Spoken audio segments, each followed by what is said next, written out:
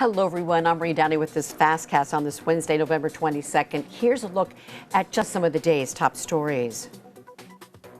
Some news just confirmed this morning. We now know which Mushers sled dog team was hit by a snow machine in that deadly collision Friday night.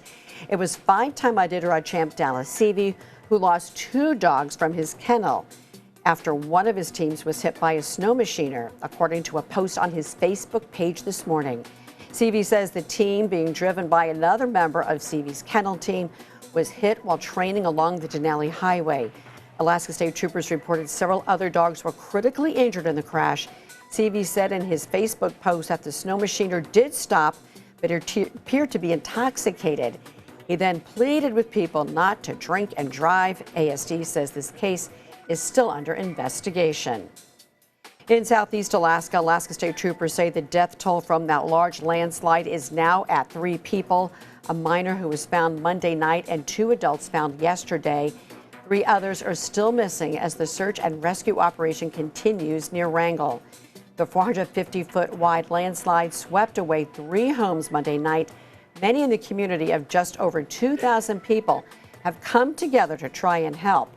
Warnings are still in place, and crews are even going door to door to inform people of evacuations. One of the biggest signs that people need to be listening for are noises like rumbling, trees cracking, boulders knocking, especially if that noise starts as a faint noise and gets louder and louder and louder. So what to do if you are able to, it's advisable to leave the area if you can.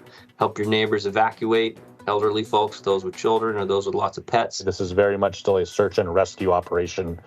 We are approaching it with that in mind, and I know that all of our teams on the ground, both volunteer, are looking at it with the same lens. There was a rescue yesterday of a woman who, according to Alaska State Troopers, was last known to be in good condition. The EPA just announced a $2 billion funding program to support community-driven projects that address environmental and climate justice issues. The EPA administrator visited Alaska earlier this year to hear from tribal leaders about their environmental challenges and solutions. Some topics discussed were climate impacts and adaptation, subsistence food security, water infrastructure, and contaminated lands. $150 million of that funding will go to Alaska Native tribes. And a quick programming note for tomorrow, Thanksgiving Day. There will be no local news from Alaska's news source. There are multiple specials you can catch, though, at 5 a.m., 7:30 p.m., and 10 p.m. Throughout the day on Channel 2 will be the Macy's Thanksgiving Day Parade, the National Dog Show, and, of course, football at 4 in the afternoon Alaska time. And on Channel 5, the parade starts at 9 a.m. and football starts at noon, followed by the Magnificent Mile Lights Festival House, the CBS Evening News, and the Taste of the Holiday Special. The All Good News Special airs once again on both channels at 10 o'clock.